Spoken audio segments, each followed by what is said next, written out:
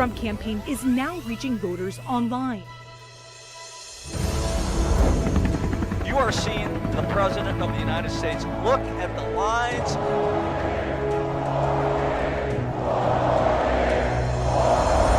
You joined our movement. A lot of President Trump supporters here. Greatest movement in the history of our country. The most racist thing a person could tell me is that I'm supposed to choose something based on my race. You ain't black. Joe Biden has never been a friend to African Americans. Hello, and welcome to the first episode of what we call Truth Over Facts. China lied to us. They destroyed test kits. They lied to their own people. Since Ronald Reagan, we haven't had a president more engaged and more involved in the Western Hemisphere than this administration, and it's been a great partnership to work with him on. Well, you've heard of The View, but welcome to The Right View. And with us today is the Motor City madman, Ted Nugent, because this isn't your typical political show. It's the most important election in our lifetime. Joe Biden, who has a dismal record of economic failure and absolutely terrible ideas for the future. Oh, I'm in trouble. We are one people, one family, and one glorious nation under God. We will make America great again.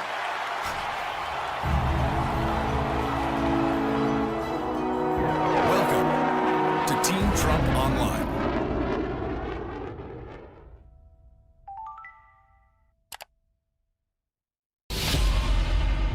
What a beautiful history we wrote together.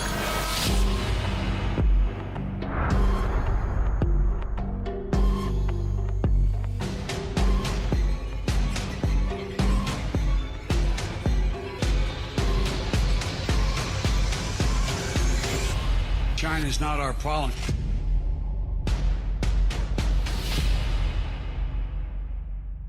I'm Donald J. Trump, and I approve this message. Hello, and welcome to another edition of Team Trump Online's War Room Weekly, where we take a look at President Trump's great record of success on behalf of the American people and contrast that with the nonsense that comes out of the other side, Joe Biden, Democrats, and the mainstream news media. I'm Tim Murtaugh. I'm the communications director for the Trump 2020 campaign, and we are especially pleased to be joined today in the war room by the great Lieutenant Governor of the great state of Florida, Lieutenant Governor Jeanette Núñez. Lieutenant Governor, thank you very much for being here. Thank you, Tim. Always a pleasure. Well, let's talk about what everyone has been dealing with in this country for the last 3 months or so, and that's the coronavirus crisis. And specifically, because you're with us today, let's talk about what's going on in Florida. How is it that you, as a state government in Florida, alongside Governor Ron DeSantis, one of the great governors in America, how have you approached the coronavirus? How have you protected your citizens? And what do things look like today in Florida? Sure. Well, I think it's important to note that elections have consequences, and we're glad that we have Governor DeSantis at the helm here in Florida because he's been able to manage this crisis, understanding the unique challenges that Florida faced. But he did it in a way that was methodical, it was diligent, it was grounded in the data and in public health experts. And we did so with a focus on, of course, social distancing, testing and tracing, protecting our elderly, ensuring that our healthcare systems and our healthcare workers were also protected, and ultimately wanting to make sure that we protected Floridians as best as possible. And so you have done that. You have achieved actually great success in protecting your citizens, especially as compared to other states. And now Florida is also among the leaders, not only just in the health aspect of this, but among the leaders in getting the economy going again. Can you tell me a little bit about that? Sure. A few weeks ago, the governor unveiled our safe, smart, step-by-step reopening plan, and that plan really was focused on getting Floridians back to work. As you can imagine, Florida has been, as I said at the onset, uniquely challenged, both from a public health perspective, but also from an economic perspective. So under Governor DeSantis's plan, we opened back up the economy in a safe way and in a gradual way, and we're going to continue to make those steps. But if you look at the data, we haven't seen what was predicted to be a second wave. We haven't seen what was predicted by the media to be a disaster disaster here in Florida. Quite the contrary. Governor DeSantis has been leading. He's been reopening the economy, getting Floridians back to work, and we're confident that we'll be able to get Florida back on the path to prosperity that we were on. And we have a lot of really exciting opportunities coming our way, and we're eager to continue to work with President Trump to make sure Florida and the rest of the country recovers, not just survives, but thrives. That's exactly right. President Trump and Governor DeSantis and your work as Lieutenant Governor really showing optimism in the way that states can come out of this and get the economy back on track again and right where it was before the coronavirus artificially interrupted things. At this time, I'd like to ask our viewers to remind them that if you'd like to comment or click the thumbs up button while watching this video, please go ahead all throughout the course of this video. We'd like that very much. You mentioned the media and how the media predicted doom and gloom in Florida. That is not the way that they approached things in other states, and I would say most notably in New York with Governor Cuomo in New York. Let's take a look at sort of a media highlight reel here about the difference, the very real and clear difference about how they treated Florida versus how they treated New York. This was put together by the Washington Free Beacon, but it is very illustrative. I mean, Andrew Cuomo has been glorified by media despite policies with respect to nursing homes that caused to a number of tragic deaths, whereas Ron DeSantis has instituted pretty successful policy if you look at their numbers. So what's going on here? Ron DeSantis is not doing what he needed to do 2 weeks ago to protect Florida's seniors. It's been a remarkable show of leadership by Governor Cuomo in recent days. He's providing hope. And Governor Ron DeSantis is finally, maybe too little too late, issuing a stay-at-home order. Cuomo has become a kind of acting president. Governor DeSantis should have absolutely acted a lot quicker, not only for the retired people. Cuomo, everything Trump isn't, honest, direct, brave. In the case of Governor DeSantis of Florida, he's going exactly the opposite way from what the experts, the people on the front lines, indicate ought to be done. Governor Cuomo has become a national leader and not just the leader of New York. No stay-at-home order from Governor Ron DeSantis. Why bother, right? I'm sure Florida will be fine. He is conveying incredible strength in the face of this pandemic. Act like you give a damn. I've seen you referred to a little bit recently as the love gov, and I'm wondering if that's bleeding into your demeanor at all. So there at that last clip there, the hard news in action there at CNN with the Cuomo brothers interviewing each other. That was probably right after they had talked about who their mother likes best, either big brother or little brother. Real hard-hitting news. But we see there the difference between the way the news media treats Governor DeSantis and your efforts in Florida, Lieutenant Governor, versus how they treated Andrew Cuomo in New York. It boils down to, it is so obvious that it's a matter of what letter comes after your name. Well, if you're an R, you're a bad guy. If you're a D, you're a hero. And I think let's not lose sight of the fact that you, as Lieutenant Governor of Florida, and also Governor Ron DeSantis, have been supporters and allies of President Trump.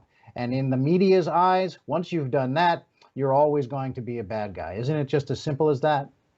Absolutely. And that clip that you showed, it really is sickening. You know, we're used to the liberal media being a wholly owned subsidiary of the DNC, but they don't get to report things that are inaccurate. They don't get to, when it's convenient to them.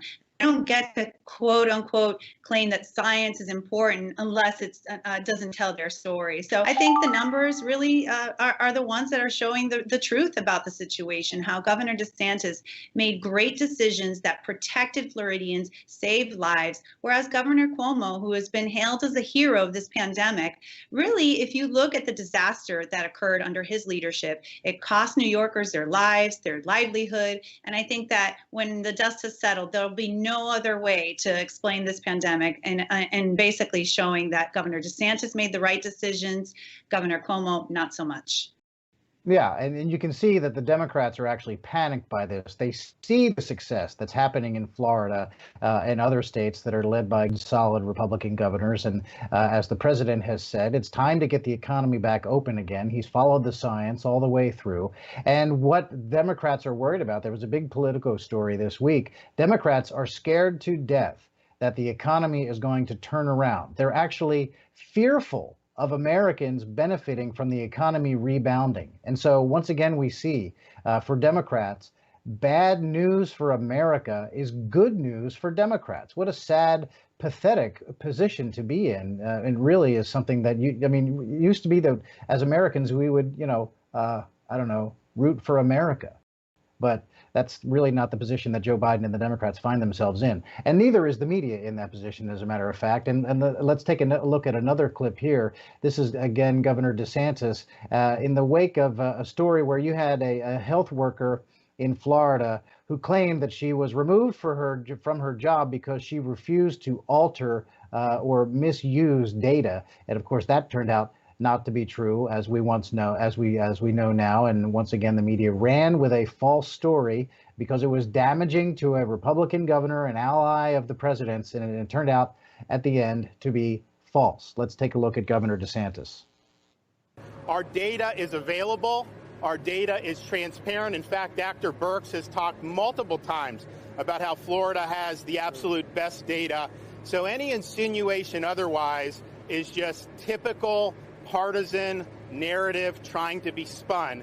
And part of the reason is that because you got a lot of people in your profession who waxed poetically for weeks and weeks about how Florida was going to be just like New York. Wait 2 weeks, Florida's going to be next. Just like Italy, wait 2 weeks. Well, hell, we're 8 weeks away from that, and it hasn't happened. Not only do we have a lower death rate, well, we have way lower deaths generally. We have a lower death rate than the Acela Corridor, D.C., everyone up there. We have a lower death rate than the Midwest, Illinois, Michigan, Indiana, Ohio. But even in our region, Louisiana, Mississippi, Alabama, Georgia, Florida has the lower death rate. And I was the #1 landing spot from tens of thousands of people leaving the #1 hot zone in the world to come to my state. So we've succeeded, and I think that people just don't want to recognize it because it challenges their narrative, it challenges their assumption, so they got to try to find a boogeyman. Maybe it's that there are black helicopters circling the Department of Health. If you believe that, I got a bridge in Brooklyn I'd like to sell you. So for the media, salivating over a negative story they thought they had about a Republican administration in a state that supports the president won it last time. But really the truth is, and the story that the media really couldn't bear to tell, is Florida's great success, right? Indeed. You're absolutely correct. So moving on, the reopening of the state of Florida has been key. President Trump has been working on two main objectives this entire time. One is protecting the health and safety of the American people, and the other is safeguarding the economy. We know that the American economy just was not built to lie dormant for 3 months, 6 months, 9 months, or a year at a time. Some people are even talking about 18 months keeping things shut down, when in fact, if you have a long-term economic downturn, that comes with its own health problems on top of what the coronavirus would bring. And so following the science, opening up, let's hammer this home a little bit more, because the president has been insistent on trying to get the economy back going again, and Florida has been a leader in that. What has been the approach? Well, as I said, Governor DeSantis unveiled his safe, smart, step-by-step plan. It's a plan that will bring our businesses back online, will get Floridians back to work, following the guidance that the White House issued, working very closely with President Trump, with Vice President Pence, with Dr. Birx, all of the experts. What we see and what we continue to monitor very closely as we unveil our plan, as we continue to open, we bring businesses online. We've increased the capacity with which businesses can operate, really allowing, again, Floridians to get back to work, business owners to open up their doors. What we see is all of the data, everything is stable.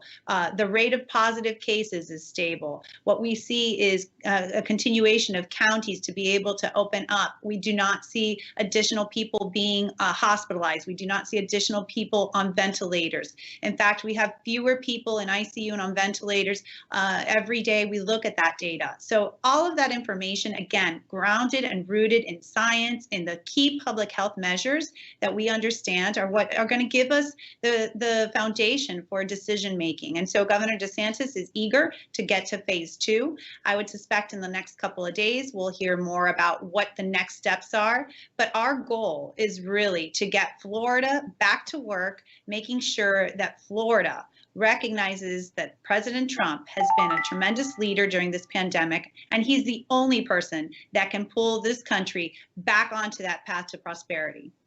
Yeah, that's clear. The American economy had reached unprecedented heights under President Trump's leadership and under his policies, and there's no question that it was artificially interrupted by the coronavirus. And he built the economy up to those unprecedented heights once, and he is clearly the candidate who would do that again.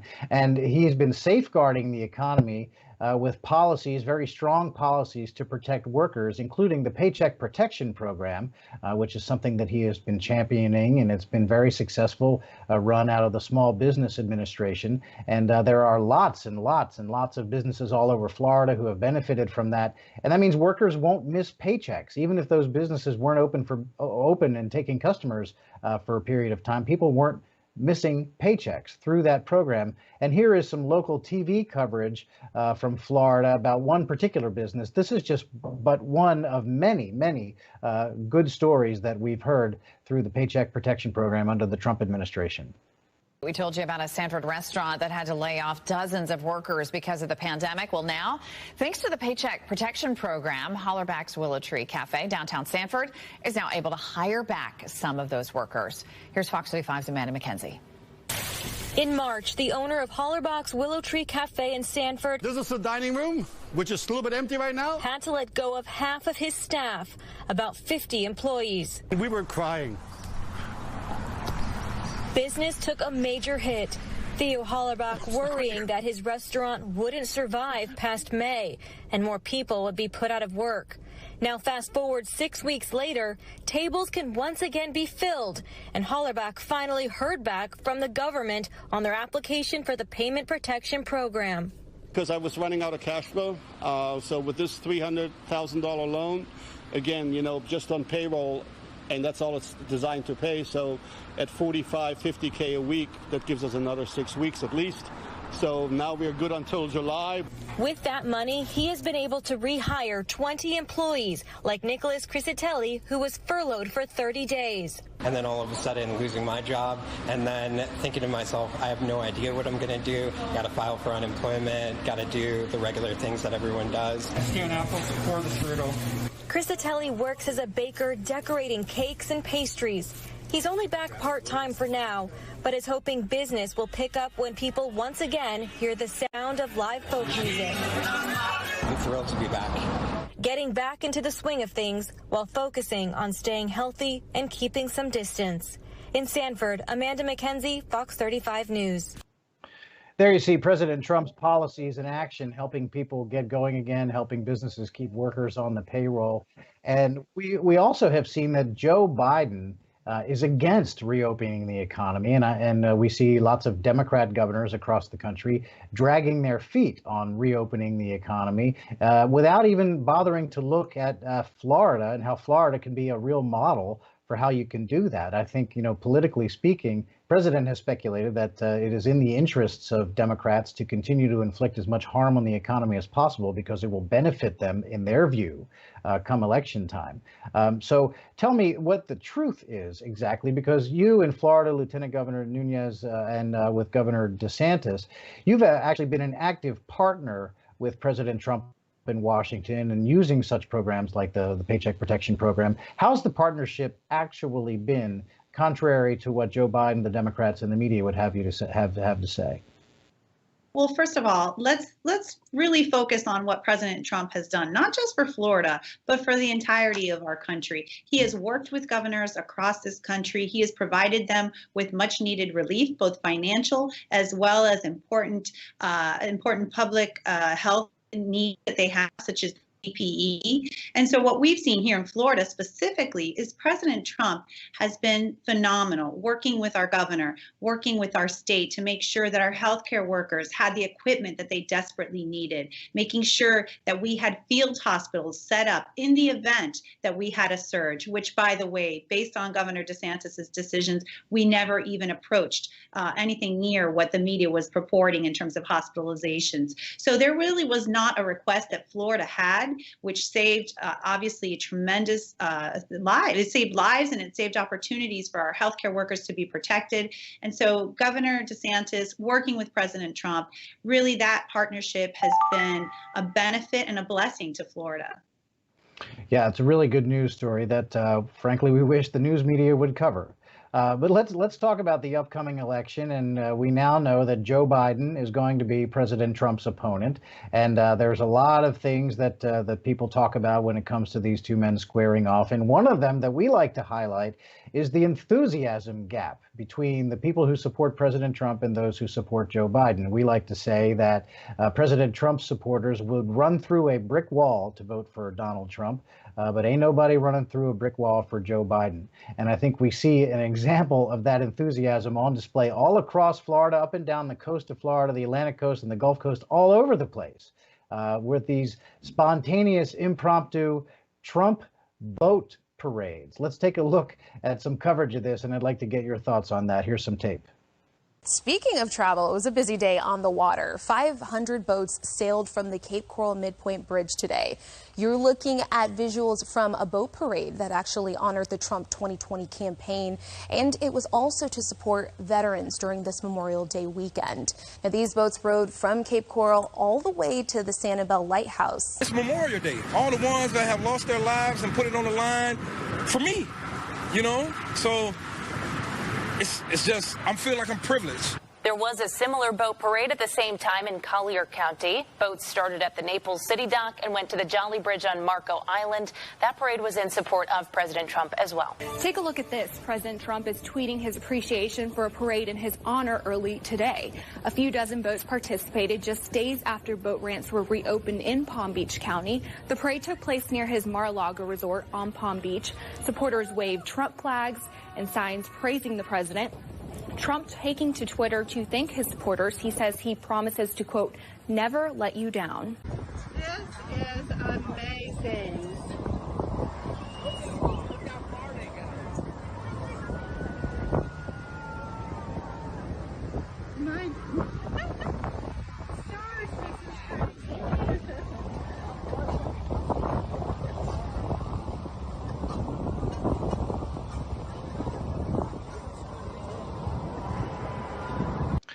Those are just some incredible images, especially that last shot, all those boats out there and all those boaters and Florida boater voters, I guess you could call them, and the enthusiasm they're showing for President Trump. And I guess we must have missed all of the Joe Biden boat parades. And although, hold on. No, now I'm being told that we didn't miss them. There just weren't any. So seeing all that stuff, is there any doubt in your mind that President Trump is going to carry Florida again this November? Absolutely not. If you saw all of the enthusiasm in those boat parades everywhere from the Florida Keys to our Emerald Coast, you would know that not only is he going to carry Florida, he's going to carry it big. And I tell you, Floridians are desperate for the kind of leadership that President Trump has provided these past several years, but really looking forward in the context of this pandemic. They're looking forward to, again, being able to not just survive, but thrive. Go back to the path to prosperity that we were on, making sure that they can have their businesses open and unfettered, making sure our economy is humming again. And so I'll tell you, in particular, for Floridians here, we value liberty, we value freedom. And as chair of the Hispanics for Trump, Latinos for Trump, that is something that I'm very proud of.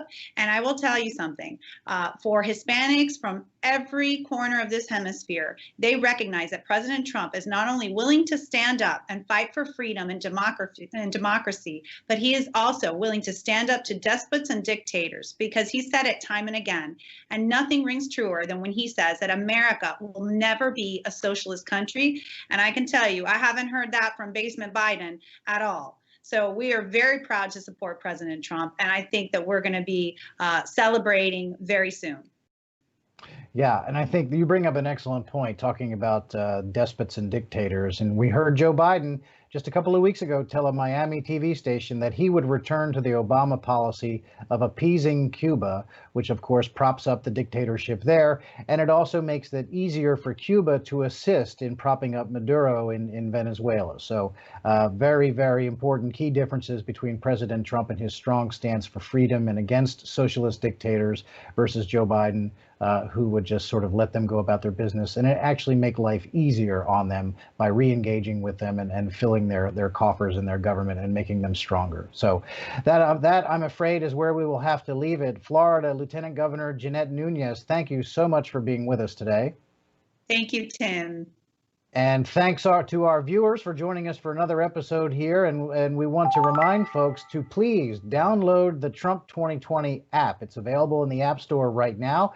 It allows you to get the true, straight facts from the campaign and not have to go through the fake news media filter. It also lets you volunteer and get involved in the campaign. You can do all sorts of things up to and including making phone calls from the comfort of your own home, calling other voters and telling them the good news about the Trump administration.